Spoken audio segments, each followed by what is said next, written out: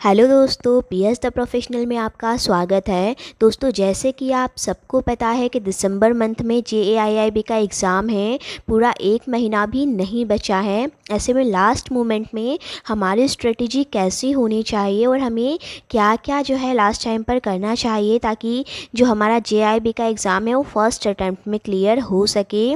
क्योंकि जिनका first attempt है उन्हें ये बात नहीं पता होगी कि इस एग्ज़ाम में एक एक नंबर से लोग रह जाते हैं। जिनका पहले रह गया होगा वो इस चीज़ को बहुत अच्छे से समझ सकते हैं।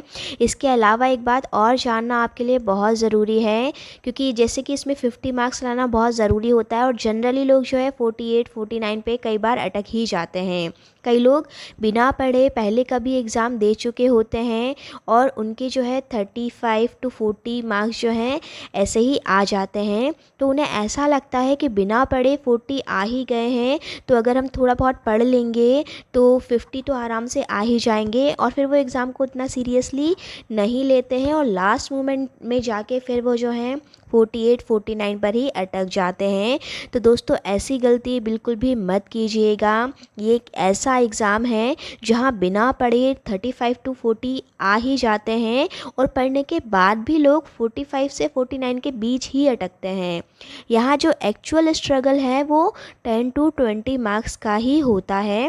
पेपर को डिज़ाइन ही ऐसा किया जाता है कि 30 to 35 मार्क्स जो हैं बहुत ही इजीली आ जाते हैं, कोई भी निकाल लेता है। इसलिए सबसे पहले आप एग्ज़ाम को सीरियसली लीजिए, सीरियस हो जाइए, क्योंकि सिर्फ 15 डेज़ जो है आज से बचा हुआ है दिसंबर 2020 के एग्ज़ाम में। आपको जो है खूब पढ़ाई करनी होगी ताकि जो है आपका एग्ज़ाम निकल सके।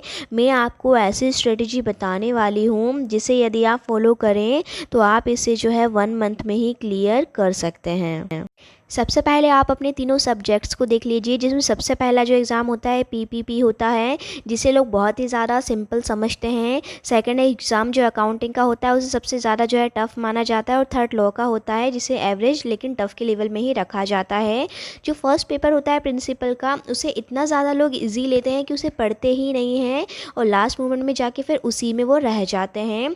तो उसको भी आप सीरियसली लीजिएगा और उसमें आपको कोशिश यही करनी है कि उस एग्ज़ाम में ही आपको 60+ स्कोर कर लेना है, क्योंकि आपको पता होगा जेआईबी एग्ज़ाम में जो एवरेज आपको लाना होता है 150 लाना होता है और मिनिमम 45। यानी कि अगर आप एक एग्ज़ाम में जो है 60+ ले आते हैं तो बाकी दो में आपके पास चांस रहेगा कि आप 45 लेकर भी आते हैं, तो आपका एग्ज़ाम इजीली क्लियर हो जाएगा। तो लास्ट के लिए मत बचा के रखिए, क्योंकि अगर फर्स्ट में ही 45 आया तब आपका जो है प्रेशर बढ़ जाएगा सेकंड और थर्ड पेपर के लिए कि आपको फिर 55+ या 60+ लाने पड़ेंगे। इसलिए आपको फर्स्ट में ही कवर कर लेना है, क्योंकि एग्ज़ाम इजी होता है तो आपको पहले ही एक्स्ट्रा पढ़ लेना है ताकि ज़्यादा से ज़्यादा मार्क्स आपके फर्स्ट पेपर में ही आ जाएं। अगर आप ये वीडियो एग्ज़ाम से एक हफ़्ते से ज़्यादा पहले देखें तो आपको अभी क्या करना है कि थर्ड पेपर की तैयारी पहले कर लेनी है, क्योंकि लास्ट में जाके एक हफ़्ते में पूरी तरह वो भी कवर नहीं होता है। तो थर्ड पेपर और सेकंड पेपर को थोड़ा थोड़ा टाइम आप अभी से दीजिएगा। लेकिन अगर एग्ज़ाम में सिर्फ एक हफ़्ता बचा है तो बिल्कुल भी रिस्क नहीं लेना है, सिर्फ और सिर्फ आपको जो है फर्स्ट पेपर की ही तैयारी करनी है। अब आपको पढ़ना कैसे, अगर एग्ज़ाम में सिर्फ थोड़ा ही समय रह गया है, आपको थ्योरेटिकल पूरा उठा के नहीं बैठना है। मैकमिलन की पूरी बुक बिल्कुल भी मत उठाइएगा। आपको ज़्यादा से ज़्यादा जो है ऑब्जेक्टिव क्वेश्चन अटैम्प्ट करने हैं, एमसीक्यूज़ देने हैं, और जितने भी शॉर्ट नोट्स होते हैं ज़्यादा से ज़्यादा वो पढ़ने हैं। आप एनएस टूर की बुक चाहें तो पढ़ सकते हैं, ऑब्जेक्टिव वाली, वो बहुत ज़्यादा हेल्पफुल रहेगी जेआईबी के एग्ज़ाम में आपके लिए। और ऑनलाइन जितने ज़्यादा पॉसिबल है आपको उतने ज़्यादा टेस्ट देने पड़ेंगे, क्योंकि जितने ज़्यादा आप इस टाइम पे ऑब्जेक्टिव अटेम्प्ट करेंगे उतनी ज़्यादा जो है आपकी कमांड बनेगी, और एक एक नंबर बहुत ज़्यादा वैल्यू करता है आपके लिए। जो एमसीक्यूज़ आप देंगे आपको कोशिश ये करना है कि वो बिल्कुल एक्चुअल पेपर की तरह हो। सारे एमसीक्यूज़ देने के बाद आपको लास्ट में एग्ज़ाम में जाने से पहले एक बार आईआईबीएफ की साइट पर भी पेपर जो है अपलोड किया जाता है एक सैम्पल के तौर पे, उसे आप ज़रूर दीजिएगा। वो बिल्कुल वैसा ही डिज़ाइन किया जाता है जैसे एक्चुअल पेपर होते हैं। उसको देने के बाद आपकी प्रैक्टिस अच्छी खासी हो जाएगी, आपको लगेगा बिल्कुल कि आप एग्ज़ाम के माहौल में ही बैठे हुए हैं। उसे आपको एक बार ज़रूर अटेम्प्ट करना है, आपको अपना लेवल समझ में आएगा कि आपकी कितनी तैयारी हो रखी है।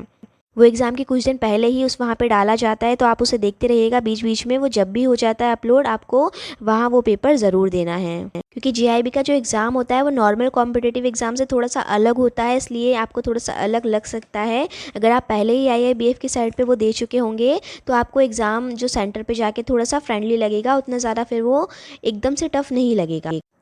नेक्स्ट टिप्स ये है आपके लिए कि जो अकाउंटिंग का पेपर है उसमें न्यूमेरिकल आपको अच्छे से प्रैक्टिस कर लेना है। कुछ न्यूमेरिकल ऐसे हैं जो बहुत सिंपल ही हैं, उसकी अच्छी खासी आप प्रैक्टिस कर लेंगे तो बिल्कुल आपको जो है अच्छे से प्रैक्टिस आपकी उसमें हो चुकी होगी, तो एग्ज़ाम में जाके बनाना आपके लिए बहुत आसान रहेगा।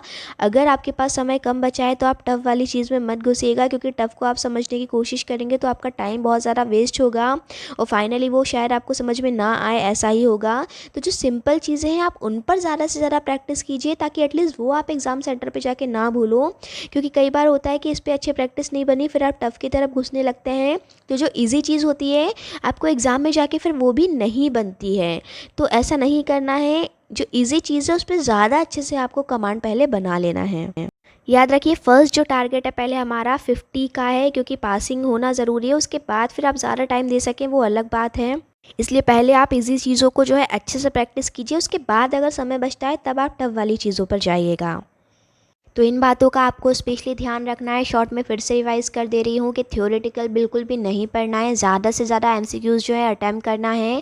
ऑनलाइन जितने एग्ज़ाम आप दे सकते हो उतने ज़्यादा एग्ज़ाम आपको देना है। एनएस टूर की ऑब्जेक्टिव बुक को पूरी तरह कंप्लीट कर लेना है, और पॉसिबल हो तो एग्ज़ाम से 2-2 दिन पहले आप बैंक से छुट्टी ज़रूर ले लीजिएगा अगर आपको मिल सके तो, क्योंकि ये एग्ज़ाम भी हमें एक ही बार दे के अच्छे से निकालना ही है। बैंक तो ऐसा है फिर हम हमेशा जाते ही रहेंगे। अगर एक बार ये एग्ज़ाम क्लियर हो गया तो बार बार की टेंशन ख़त्म हो जाएगी कि बार बार फिर हमें अटैम्प्ट देना है। इसलिए जितना ज़्यादा पॉसिबल हो आप हर एग्ज़ाम से पहले एटलीस्ट 2 दिन की छुट्टी तो ज़रूर ही लीजिएगा, और पूरे वीक की अगर आप ले सको तो वो बहुत ही अच्छा रहेगा। ज़्यादा से ज़्यादा टाइम दीजिए, ज़्यादा से ज़्यादा स्टडी कीजिए।